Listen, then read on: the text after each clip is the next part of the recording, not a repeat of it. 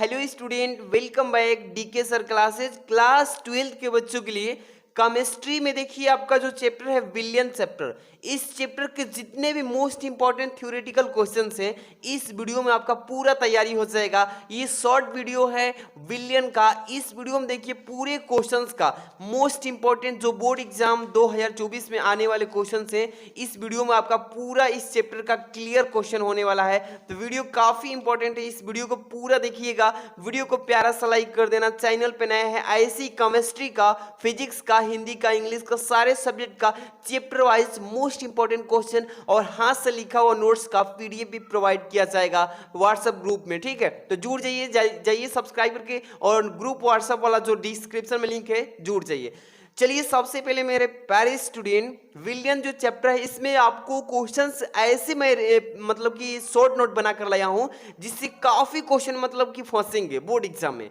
अगर आप 2024 में टॉपर बनना चाहते हैं, 2024 में टॉपर बनना चाहते हैं तो एक छोटा सा कार्य करना है, इस वीडियो के डिस्क्रिप्शन में व्हाट्सएप ग्रुप में ज्वाइन हो जाइए, क्योंकि जितने भी मैं पढ़ाऊंगा वीडियो डेली डालूंगा उसका शॉर्ट नोट का जो है पीडीएफ में तैयार करके आपको वहां पे सेंड करूंगा ताकि आप अच्छी से तैयारी कीजिए। तो वीडियो को लाइक करके शुरू से अंत तक समझते चलिए।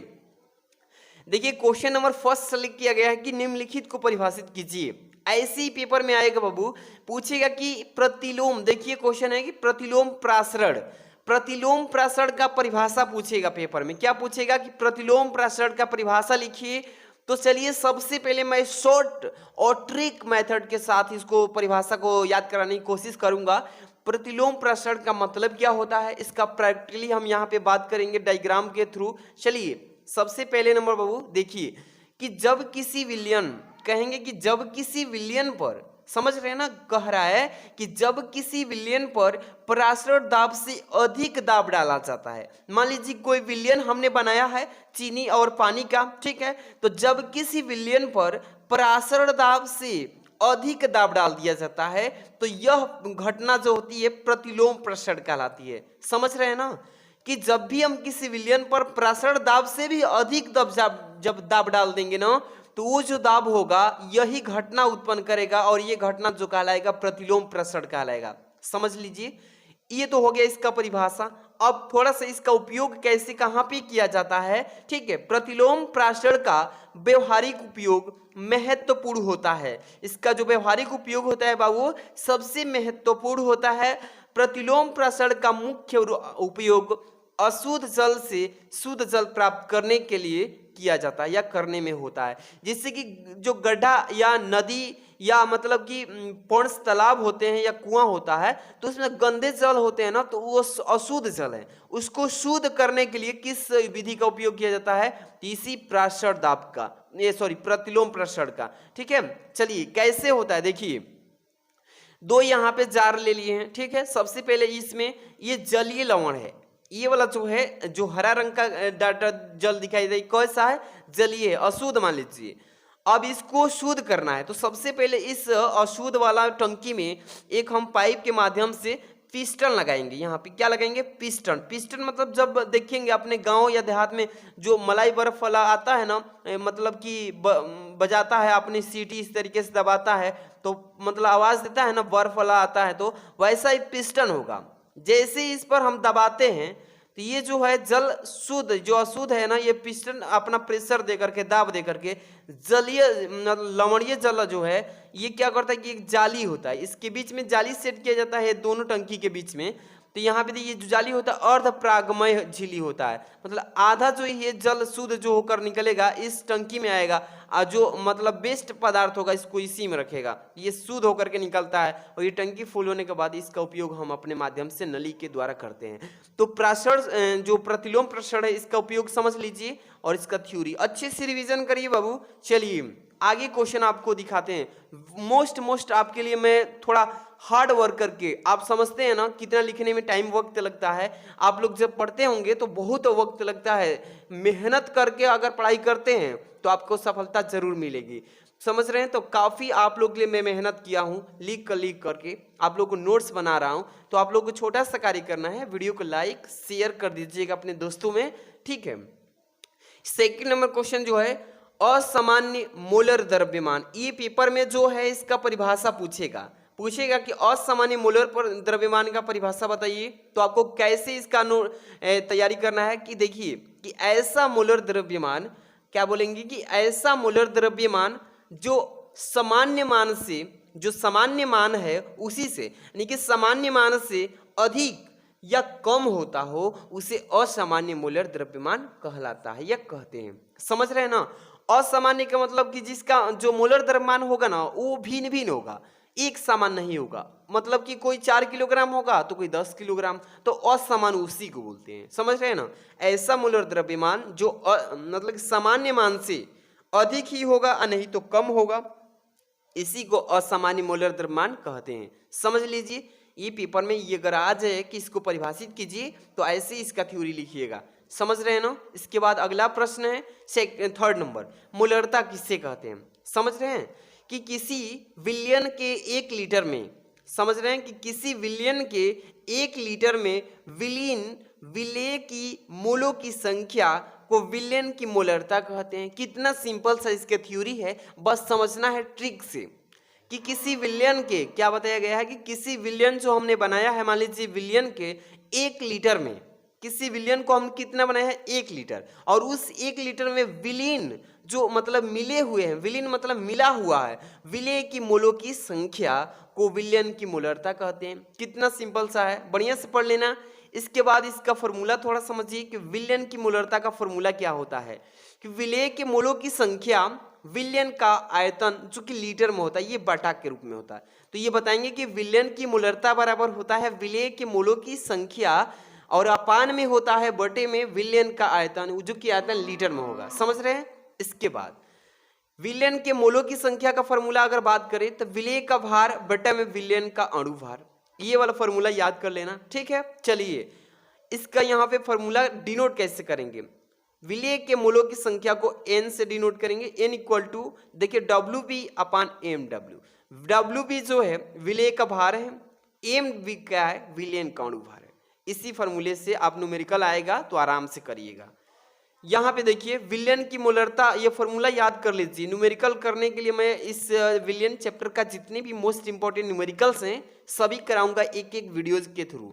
तो विलियन की मोलरता एम से डिनोट करते हैं। एम बराबर होता है विलेय का भार बटे में होता है विलेय का अणु भार गुणे विलायक का आयतन, विलियन का आयतन। समझ रहे हैं? ये फॉर्मूला अच्छे से रिवीजन कर लेना है। आगे हम थोड़ा सा लेकर चलते हैं इसी के आगे, जो डिफिनेशन पेपर में पूछ रहा है उसी के बारे में। देखिए 4 नंबर जो है क्वेश्चन बाबू कि नॉर्मलता किससे कहते हैं। क्या होता है नॉर्मलता, पेपर में पूछेगा कि नॉर्मलता किससे कहते हैं, इसकी थ्योरी आप बताइए। तो देखिए इसका थ्योरी क्या होता है कि विलियन के 1 लीटर में, जो विलियन हमने बनाया है चीनी और पानी का, इसके विलियन के 1 लीटर में विलेय के तुल्यांकों की संख्या को विलियन की नॉर्मलता कहते हैं। इसमें क्या होगा, विलियन जो विलेय के तुल्यांकों की संख्या है ना, तुल्यांकों की संख्या, इसी को बोलते हैं विलियन का नॉर्मलता। समझ रहे हैं? इसके बाद अगला है आपका विलियन की नॉर्मलता का फॉर्मूला। ये वाला अच्छे से रिवीजन कर लेना कि विलियन की नॉर्मलता बराबर क्या होता है, तो विलेय के तुल्यांकों की संख्या बटे में होता है विलियन का आयतन, जो कि आयतन जो होता है वो लीटर में होता है। ये फॉर्मूला याद कर लेना। एक और फॉर्मूला यहाँ पे बन रहा है, देखिए ध्यान से, कि विलेय के तुल्यांकों की संख्या अगर n बराबर पूछ दें तो विलेय का भार बटे में विलेय का तुल्यांकीय भार। ये वाला फॉर्मूला रिवीजन कर लेना, ये 100% आपको न्यूमेरिकल करने में सहायक होगा। ठीक है, इसके बाद है अगला टॉपिक आपका मोललता। ये 100% पेपर में टिप्पणी पूछेगा कि इसका परिभाषा लिखिए। तो मोललता को कैसे डिफिनेशन लिखेंगे कि 1 किलोग्राम, यहाँ पे लिखेंगे कि 1 किलोग्राम विलायक में विलेय के मोलों की संख्या को विलियन की मोललता कहते हैं। ठीक है, इसको बढ़िया से पढ़ लीजिएगा कि मोललता का डिफिनेशन क्या बताएंगे कि 1 किलोग्राम विलायक में विलेय के मोलों की संख्या को विलियन की मोललता कहते हैं। समझ रहे हैं? इसका फॉर्मूला देखिए कैसे याद करना है आपको।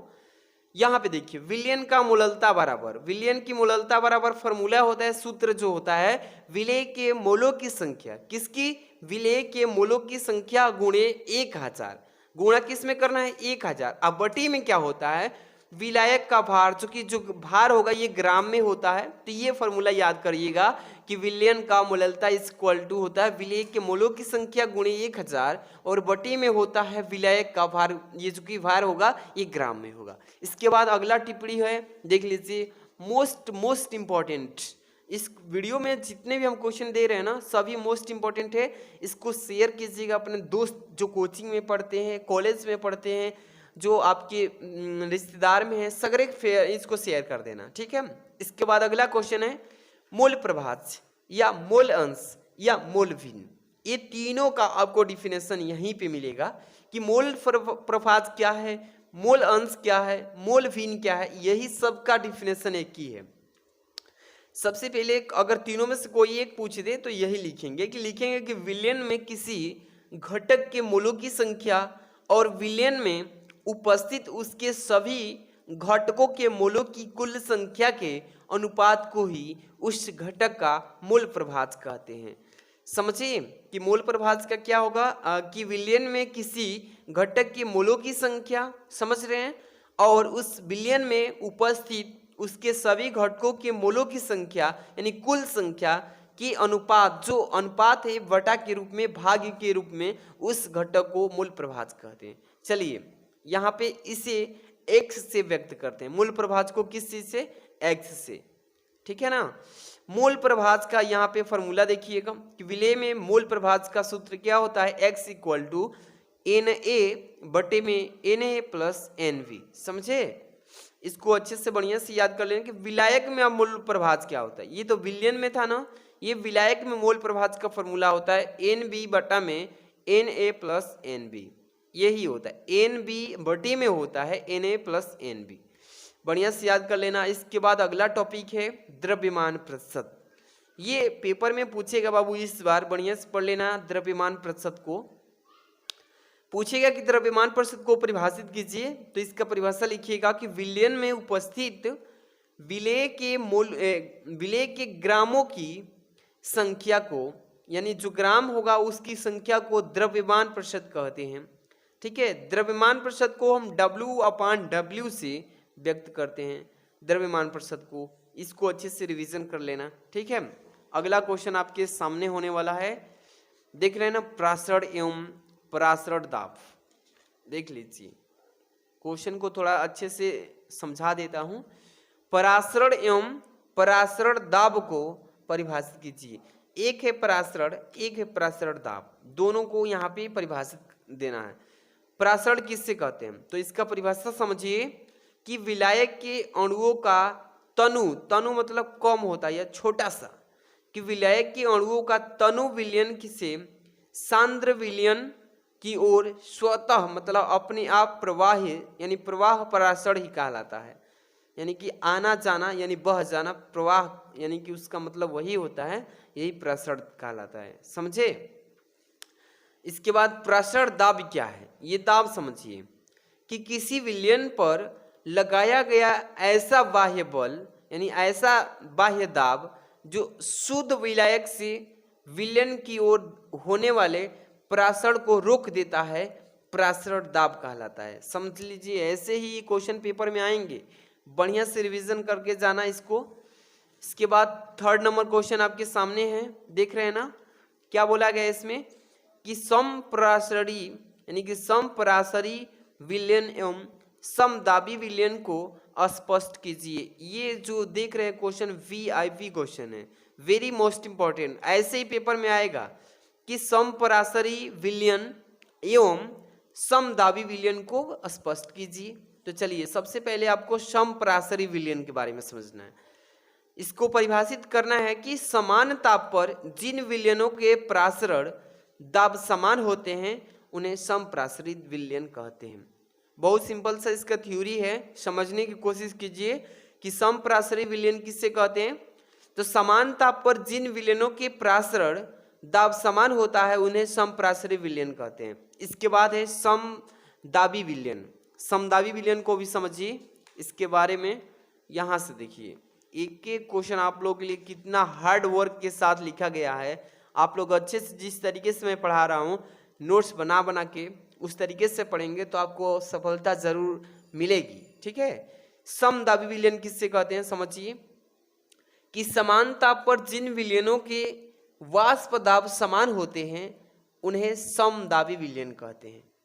समदाबी विलयन किससे कहते हैं एक बार अच्छे समझने की कोशिश कीजिए कि समान ताप पर जिन विलयनों के वाष्प दाब समान होते हैं उन्हें समदाबी विलयन कहते हैं। ठीक है, इसके बाद अगला प्रश्न होने वाला है, देख लीजिए 4 नंबर, राउल्ट का वाष्प दाब अवनमन विनियम को लिखिए, इनकी सीमाएं भी लिखिए, इनकी सीमाएं भी लिखना है आपको। ठीक है, चलिए लिखते हैं। सबसे पहले इन नियम के अनुसार किसी विलयन के वाष्प दाब का अपेक्षिक अवनमन विलयन में उपस्थित विलेय के मूल प्रभाज के बराबर होता है। इसको अच्छे समझिएगा बाबू कि इस नियम के अनुसार किसी विलयन के वाष्प दाब का, ठीक है, अपेक्षित अवनमन विलयन में उपस्थित विलेय के मूल प्रभाज के बराबर होता है, जिसे राउल्ट का नियम यहाँ पे देखिए, जैसे कि बराबर कैसे होता है, देखिए राउल्ट के नियम अनुसार P माइनस यहाँ पे देखिए PS और बट्टे में P, ये बराबर होता है किसकी, N1 बट्टा में N1 प्लस N2 के। ये होता है इस नियम के अनुसार कि किसी विलयन के वाष्प दाब का अपेक्षिक जो अवनमन विलयन है उसमें उपस्थित विलेय के जो मोल प्रभाज है उसके बराबर हो गया, ऐसे ही होता है। ठीक है, अगला है, जैसे कि यहाँ पे बता दूं कि क्या कौन सी चीज क्या है। P जो है विलायक के वाष्प दाब है, P जो है क्या, विलायक के वाष्प दाब। P यहाँ पे नॉट जो है, ये इसको P नॉट बोलेंगे या PS भी बोल सकते हैं, विलयन के वाष्प दाब है ये विलयन के। N1 जो है विलेय के ग्राम अणुओं की संख्या है, N2 जो है विलायक में ग्राम अणुओं की संख्या। ये समझा दिया मैं पूरे कैसे बराबर होता है, इसका मतलब क्या होता है। अब इसकी जो राउल्ट की नियम की सीमा है इसको समझ लीजिए, इस वीडियो में आखिरी क्वेश्चन होने वाला है, तब से इसके बारे में थोड़ा बात करेंगे कि राउल्ट की नियम की सीमाएं कौन कौन सी हैं। राउल्ट की नियम की सीमाएं हैं, पहला है देखिए कि राउल्ट का नियम केवल अति तनु विलयन का कार्य करता है। जो अति तनु है मतलब बहुत छोटे छोटे हैं उसी विलयन को कार्य करता है। ठीक है, दूसरा क्या है, दूसरा है इसमें कि सामान्य ताप पर, जो सामान्य ताप और दाब होगा यानी NTP पर होने वाले ये दोनों सामान्य ताप और दाब पर दोनों घटक अवाष्पशील होते हैं, मतलब कि वाष्पशील नहीं होंगे, क्या होंगे, अवाष्पशील हो जाता है। थर्ड नंबर देखिए कि वैद्युत अपघट्यों के विलयनों पर राउल्ट का नियम जो है लागू नहीं होता है, ये तीसरा नियम की सीमा है। यहाँ पे देखिए राउल्ट के चौथा नियम की सीमा कि विलेय विलायक में घुलकर संगुणित या वियोजित नहीं होता है, ये चौथा नियम है। ठीक है, तो इसमें 4 नियम है राउल्ट की नियम की सीमा पे, चारों को बढ़िया से पढ़ लेना। टोटल मैंने क्वेश्चंस बहुत ही इंपॉर्टेंट बताया है बाबू, इसको बढ़िया से पढ़ लेना। 2024 के जो भी हमारे प्यारे स्टूडेंट अच्छा स्कोर करना चाहते हैं, 95 नंबर मतलब कि 95% अचीव करना चाहते हैं टोटल विषय से, तो सभी विषयों का यहाँ पे तैयारी कराएंगे और कराया जा रहा है। आप देखिएगा चैनल खोल के पूरा देखिए कैसे कैसे क्वेश्चन कराए जा रहे हैं, Hindi, English, physics, chemistry, bio, सभी क्वेश्चंस बताए जा रहे हैं सारे सब्जेक्ट के। तो चैनल को सब्सक्राइब कर लीजिए। सब्सक्राइब करने के ठीक बाद आप घंटी जो है ऑल नोटिफिकेशन दबा लीजिए, इससे आपको सबसे पहले मैं वीडियो डालूं तो सबसे पहले आपके पास पहुंचे नोटिफिकेशन और आप आसानी से तैयारी कीजिए। तो जाइए डिस्क्रिप्शन में व्हाट्सएप ग्रुप भी दिए हैं, लिंक डिस्क्रिप्शन से ज्वाइन कीजिए। मिलता है नेक्स्ट वीडियो में। Thanks for watching.